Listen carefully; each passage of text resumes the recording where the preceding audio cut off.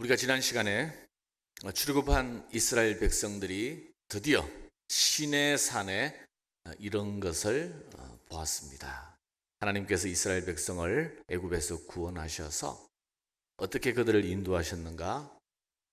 독수리 날개로 업어 너희를 이곳까지 인도하였다라고 말씀을 하셨습니다. 시내산에서 하나님은 이스라엘 백성과 언약을 세우셨죠. 시내산 언약이었습니다. 이 언약으로 말미암아 공식적으로 이스라엘 백성은 하나님의 영광스러운 백성이 되었습니다. 불과 석 달 전만 하더라도 애굽의 최하층 노예 신분이었던 그들이 이제 하나님의 영광스러운 백성으로 세움을 받았다라는 것입니다. 그래서 시내산 언약의 세 가지 축복에 대해서 지난주 말씀드렸는데 혹시 기억나시나요? 첫 번째는 나의 소유, my treasured possession. 바로 이스라엘 백성이 이제 애굽의 소유가 아니라 하나님의 보물로 삼았다. 그리고 제사장 나라 그랬죠.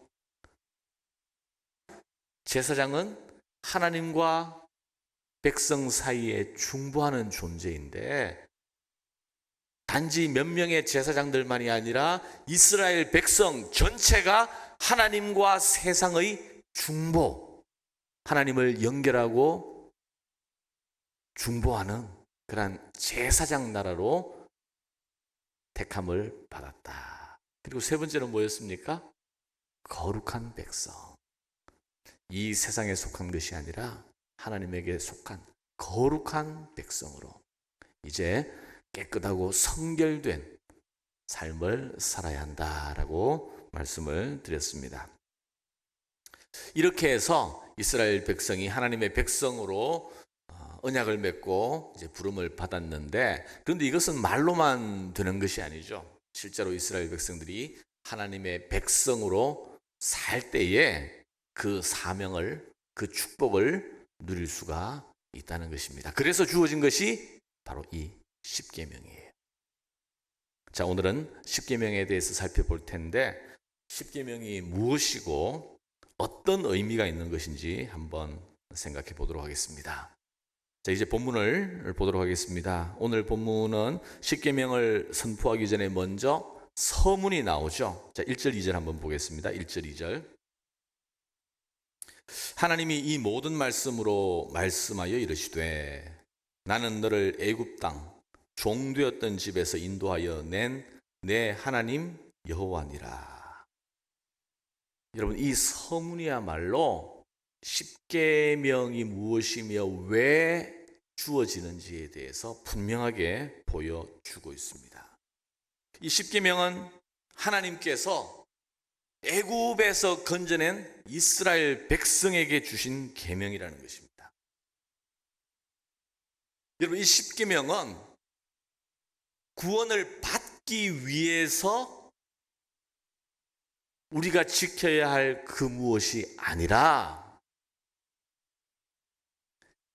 하나님께서 이미 구원을 주셨기 때문에 하나님의 백성으로서 지켜야 할 계명이라는 거예요. 이 십계명을 던져주고서 너희들이 열심히 노력하고 치열하게 경쟁해가지고 과연 이 십계명을 제대로 지키면 너희가 나의 백성이 될 것이라고 주신 말씀이 아니라는 것입니다. 이미 애굽에서 건져낸 나의 백성이 하나님의 소유, 제사장 나라, 거룩한 백성으로 살도록 그 축복을 누리도록 주신 말씀이 바로 이 십계명이라는 것입니다. 여러분, 우리가 이 땅에서 믿음의 삶을 살아야 하는 이유, 거룩한 산 제사로 우리 자신을 드려야 하는 이유가 바로 이거예요. 그렇게 해야지 우리가 구원을 받기 때문에 그런 것이 아니라 자격 없는 우리의 공로가 아니라 바로 예수 그리스도의 십자가로 말미암아 구원 받았기 때문에 그 은혜의 감사함으로 우리가 하나님의 자녀로 살아야 하는 줄 믿습니다. 여러분, 세상 종교는요, 순서가 바뀌어 있어요. 세상 종교는 어떻게 하면 내가 구원을 얻을 것인가? 어떻게 하면 이 세상의 올무에서 내가 벗어날 수 있을까? 그렇게 하기 위해서 뭔가를 시도하는 거예요. 그러나 우리 성경, 기독교는 아무 공로 없는, 아무런 자격 없는 우리에게 측량할 수 없는 그 사랑과 은혜로 말미암아 구원을 주신 하나님, 바로 거기에 대한 감사와 찬송이 바로 우리 그리스도인의 삶이 되는 줄 믿습니다. 그런데 이것을 오해하면요, 예수님 당시에 바리새인들은 이것을 오해했어요. 십계명이, 하나님의 율법이 내가 율법을 잘 지킴으로 말미암아 내가 의로워진다라고 생각했기 때문에 그들은 위선자가 될 수밖에 없었고, 하나님이 원하는 그런 믿음의 삶을 살지 못했다는 것입니다. 여러분, 이 십계명은 바로 우리를 구원하신, 이스라엘 백성을 애굽에서 건져내신 그 하나님의 구원과 사랑에 대한 응답으로서 주어진 하나님의 말씀이라는 것, 이것이 바로 십계명 서문에 분명히 드러나 있습니다. 자, 십계명은 두 개의 돌판으로 주어졌습니다. 하나님께서 시내산에서 모세에게, 모세가 보는 앞에서 십계명을 기록해서 두 개의 돌판에 담아 주었습니다. 십계명이 두 개의 돌판으로 주어져 있지만 실제로 그 내용도 두 가지로 나누어집니다. 하나는 뭐예요? 하나님과의 관계. 우리가 하나님을 어떻게 섬겨야 하는지 하나님에 대한 우리의 태도를 담고 있고요. 다른 하나는 우리 이웃과의 관계.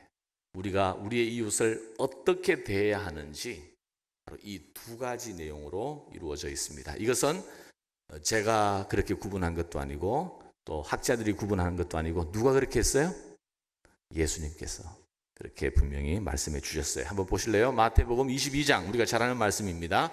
마태복음 22장 37절부터 읽습니다. 예수께서 이르시되 내 마음을 다하고 목숨을 다하고 뜻을 다하여 주 너의 하나님을 사랑하라 하셨으니 이것이 크고 첫째 되는 계명이요 둘째도 그와 같으니 내 이웃을 내 자신같이 사랑하라 하셨으니 이 두 계명이 온 율법과 선지자의 강령이니라. 온 율법과 선지자의 강령, 바로 이 십계명도 이 두 가지로 구분이 됩니다. 그런데 두 가지로 구분되지만 결국은 한 단어로 귀결이 돼요. 뭐예요? 뭐예요? 사랑입니다. 사랑. 그래서 오늘 이 십계명을 나누면서 바로 사랑의 계명이라는 제목으로 이 십계명의 말씀을 좀 간략하게 함께 나누도록 하겠습니다. 바리새인들은 율법과 십계명을 누구보다도 열심히 지키려고 했어요. 정말 철저하게 목숨을 걸고 지키려고 했습니다. 그런데 정작 그들은 하나님을 사랑했습니까? 아니에요. 십계명을 통해서 자기를 주장하고 자기 의를 세우려고 했어요. 결국 율법을 지키면서 자기를 사랑하기만 한 거예요. 그들이 이웃을 사랑했습니까? 아니에요. 오히려 죄인이라고 손가락질하고 단죄하고 정죄하는 일을 일삼았습니다. 누구보다도 열심히 율법을 지키고 십계명을 다 지켰노라고 자부했지만 그들은 정작 십계명의 핵심을 알지 못했어요. 아예 모를 거예요, 그들. 자, 그러면 십계명의 핵심, 십계명의 본질은 무엇인가? 자, 3절 제 1계명부터 보겠습니다. 너는 나 외에는 다른 신들을 네게 두지 말라. 1계명은 믿음의 대상, 우리가 섬겨야 할 하나님은 유일하고 참되신 하나님이라는 것을 밝혀주고 있습니다. 어떤 분들은 이 1계명부터 좀 답답함을 느끼시는 분들이 계실지 모르겠어요. 지금은 다양성의 세상이고 또 인간 개인에게 모든 것을 판단할 수 있는 기회와 자유를 주는 것이 상식인데 왜 하나님은 처음부터 나 외에 다른 신을 내 앞에 절대 두지 말라고 이렇게 좀 억압하는 것 같은, 우리의 자유를 제한하는 것 같은 불편한, 좀 피곤한 그런 느낌을 가질 수 있다라는 거죠. 여러분 한번 생각해 보시죠. 신랑이 있는데, 아주 신실한 신랑이 있는데 아내가 신랑 모르게 다른 남자를 만나요. 그 남자를 굉장히 좋아하고 틈만 나면 그 남자에게 가 있어요. 이것을 신랑이 알게 되었을 때에 자유니까, 다 큰 성인이니까 하고 내버려 둔다면 그 남자는 아내를 사랑하는 것이 아닙니다.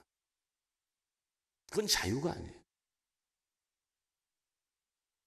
만약 내버려 둔다면 그 남자는 아내를 사랑하지 않거나 아니면 이미 헤어지기로 작정을 한 사람이기 때문에 그렇게 할 수 있어요. 그러나 신실한, 정말 아내를 사랑한다면 그 일을 받아들일 수가 없습니다.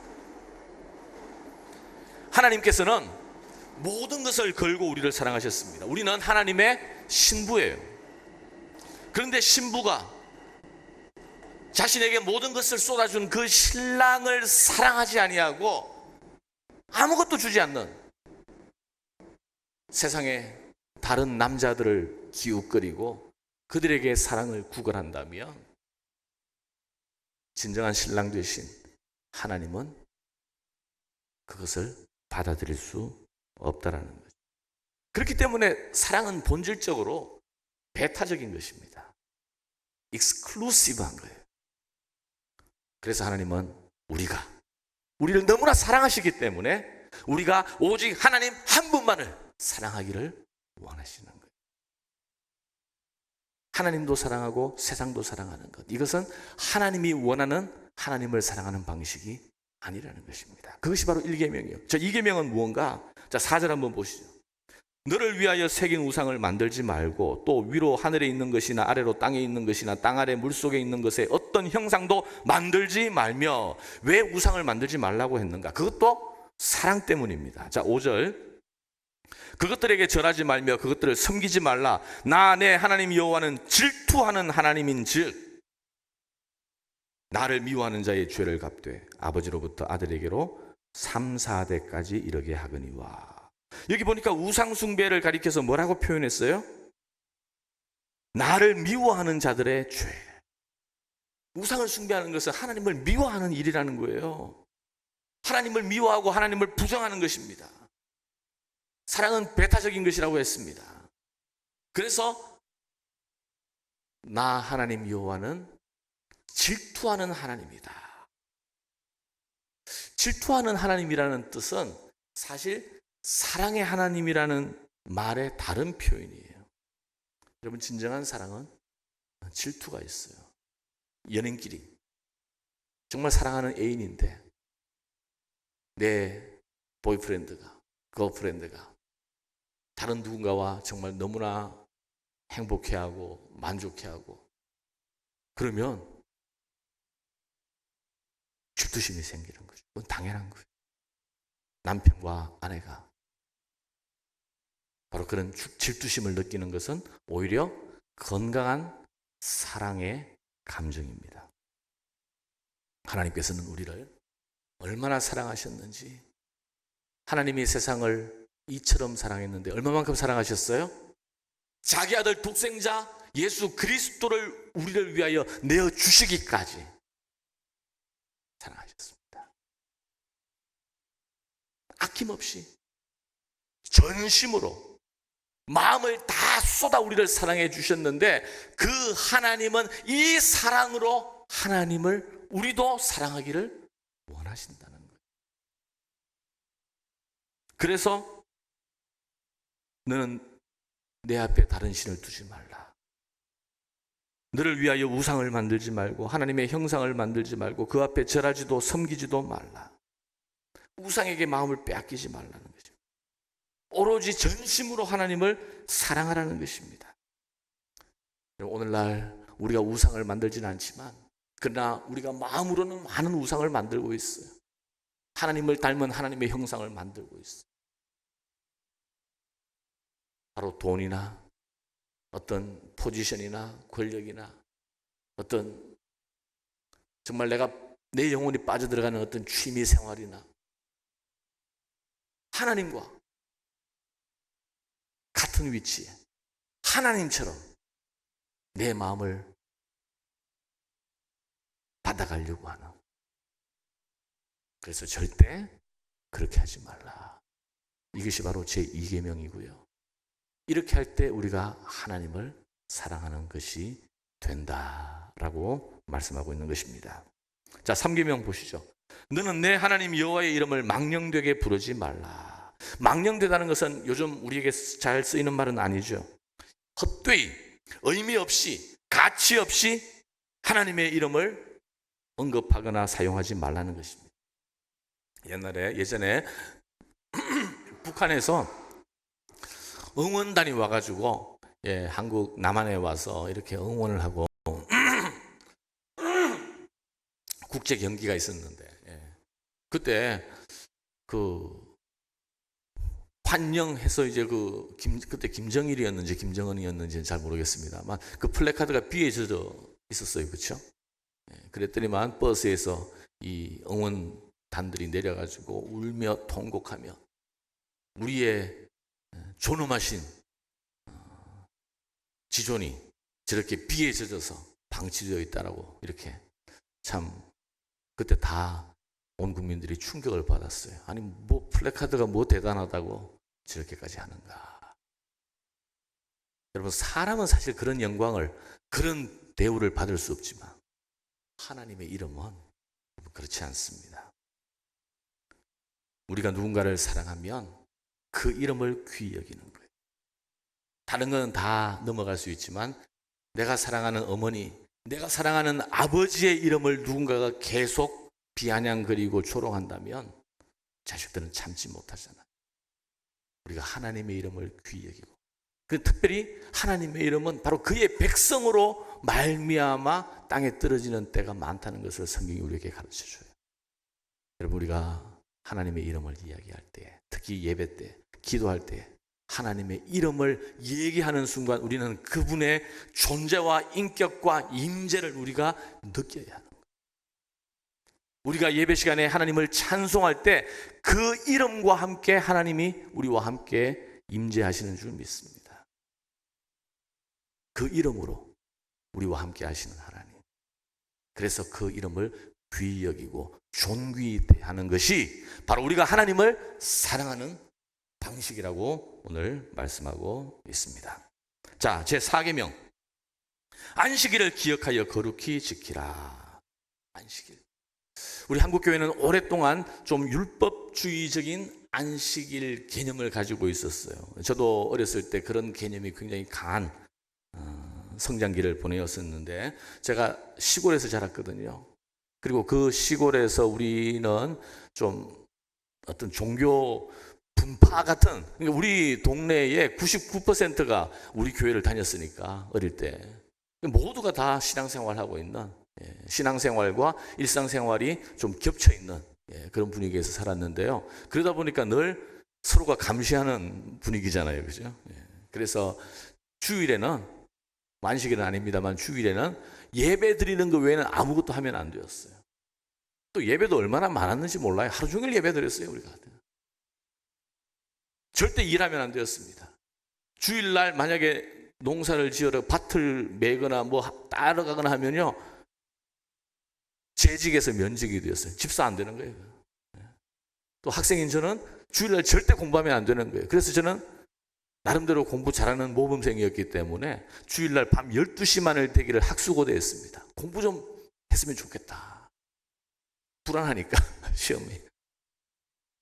그리고 교회 마당에 탁구대회가 있었는데 주일날 치다가 장로님들한테 걸리면 끝장나는 거예요.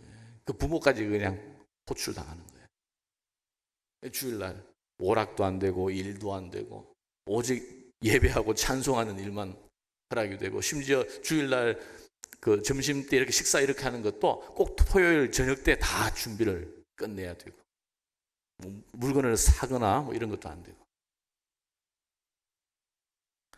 한마디로 주일이 뭐냐 하면 일하면 안 되는 날이에요. 그러나 여러분, 안식일의 본질은 그게 아니죠. 요즘은 그런 식으로 주일을 지키는 교회는 사실 거의 없어진 것 같아요. 좀 너무 구별이 안 될 정도로 편하고 자유스러워져서 그게 좀 우려가 되는 것이지. 주일 성수도 예전에는 모든 것을 할 수 없는 금지의 날이었지만 요즘은 그냥 예배 나와서 출석만 하면 그게 주일 성수가 되어버렸잖아요. 그죠?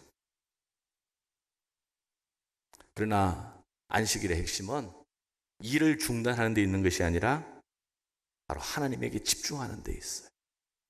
하나님과 데이트하는 날입니다. 여러분, 진짜 사랑하면 만나고 싶어요. 다른 것 아니라 오로지 그 사람에게 집중하는 시간을 갖고 싶어요.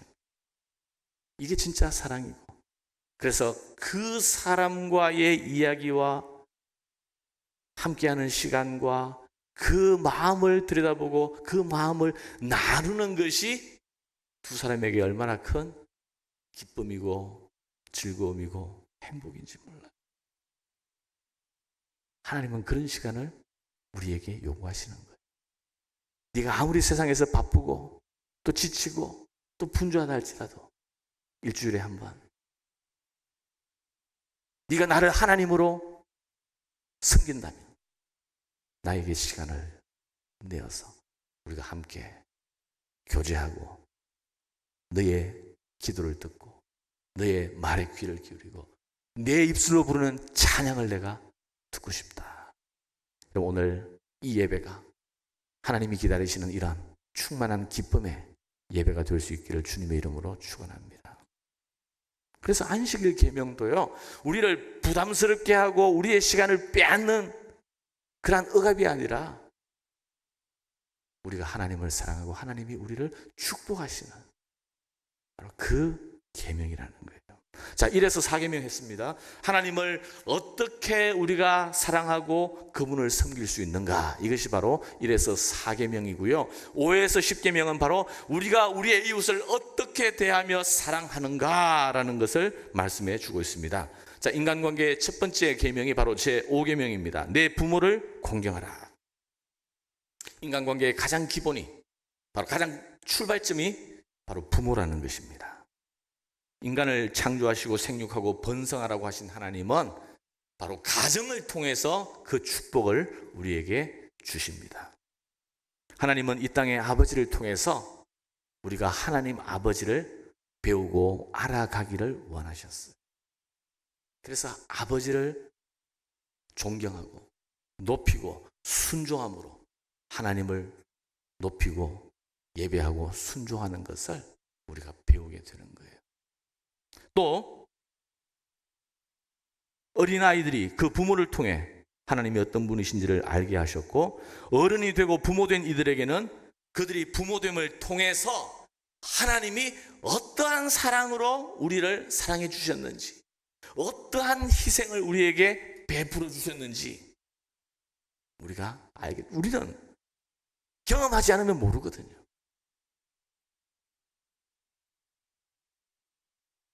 그러므로 자녀들은 부모를 공경함으로 하나님을 사랑하는 것을 배우게 되는 것입니다. 자, 제6계명, 살인하지 말라.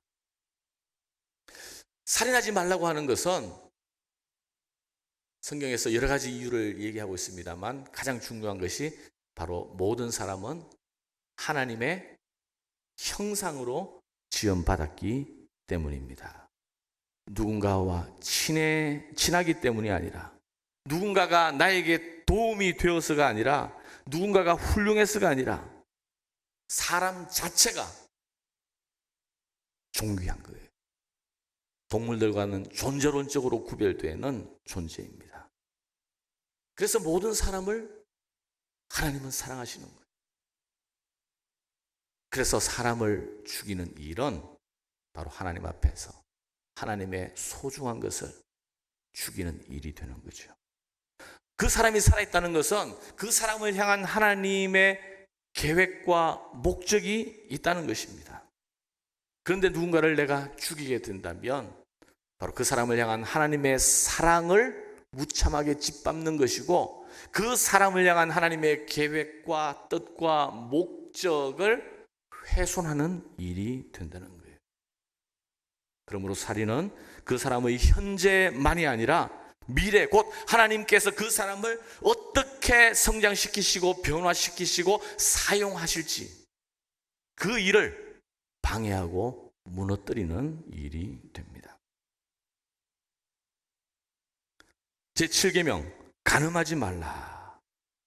간음하지 말라고 했을 때 우리가 먼저 기억해야 할 것은, 이 성이라는 것은 하나님께서 고안하신 것이고, 또 하나님께서 생육하고 번성하라고 하셨을 때 가정을 통해서 주신 축복의 매개예요.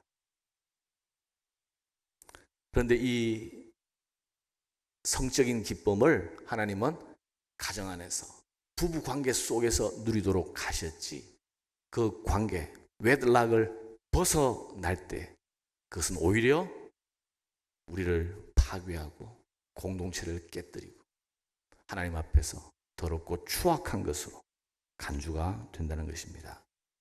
하나님께서 간음하지 말라고 하신 이유는 바로 우리를 사랑하시기 때문에 그렇습니다.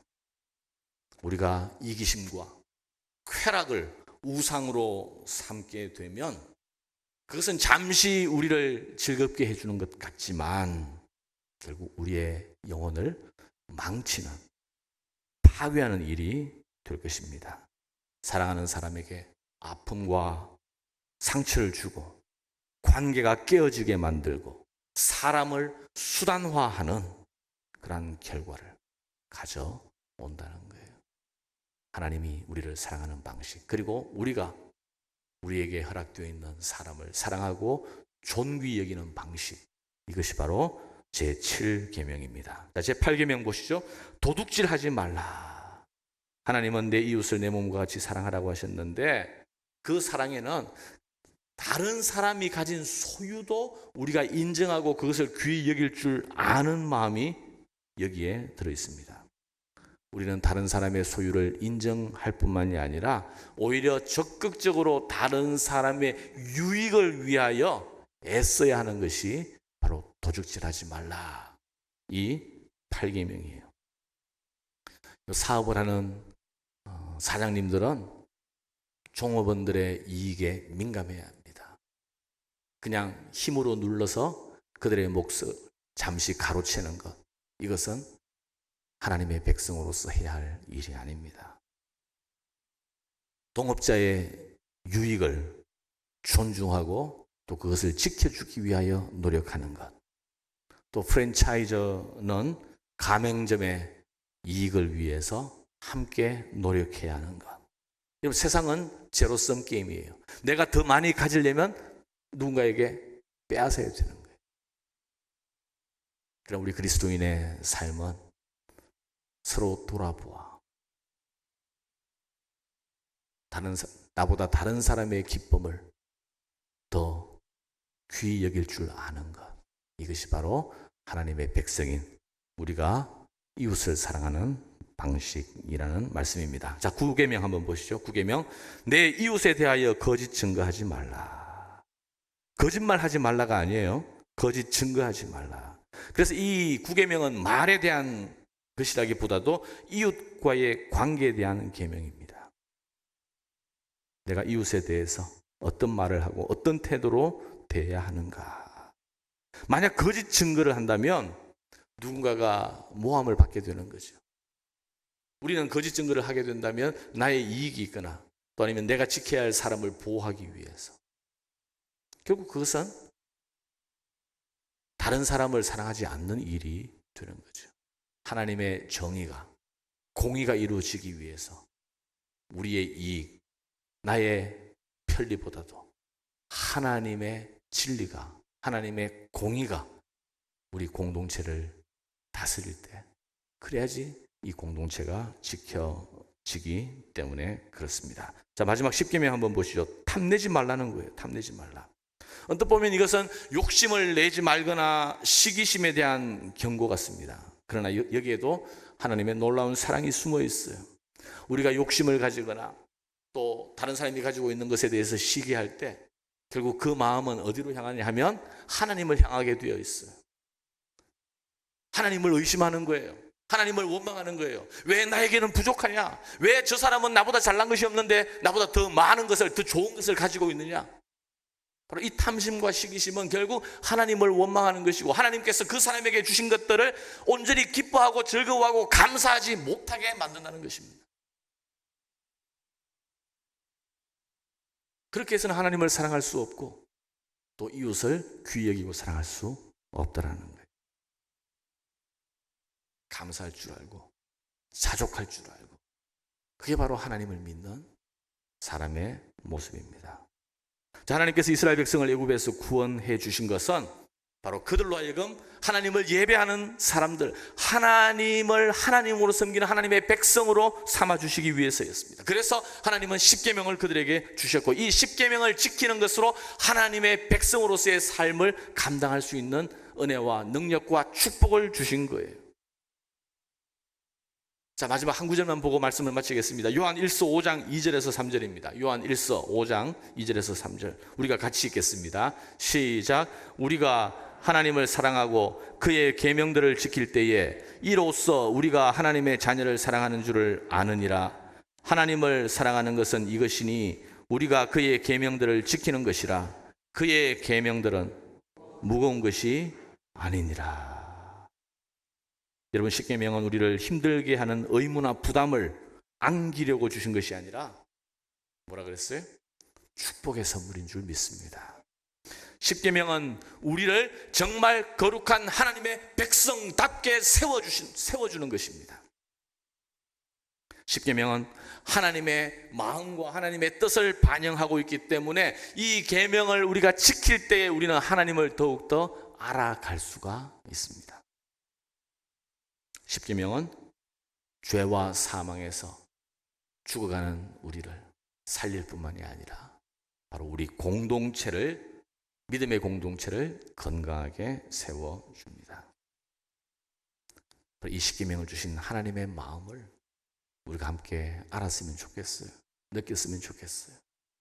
우리가 구원받았기 때문에 이제 마음대로 해도 된다가 아니에요. 그러면 구원받은 그 특권과 영광과 축복을 우리는 다 놓치고 살아갈 수밖에 없습니다.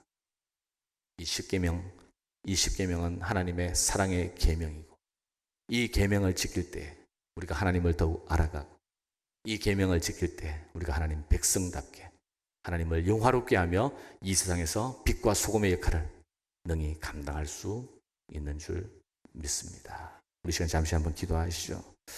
오늘 혹시 말씀을 들으면서 내가 놓치고 있는 부분이 없었는가 한번 생각해 보십시오. 내가 이 십계명에 담긴 하나님의 마음과 뜻과 사랑을 다 헤아리지 못하고 내가 집중함으로 하나님을 어떻게 더 사랑하고 더 섬길 수 있는가, 우리 잠시 생각하면서 이 십계명이 주신 축복과 은혜들을 누릴 수 있도록, 그래서 영광스러운 하나님의 자녀가 될 수 있도록 우리를 인도해 달라고 우리 잠시 한번 기도 드렸으면 좋겠습니다. 기도하겠습니다. 하나님 아버지 감사합니다. 하나님 앞에 나와서 기도하고 있습니다.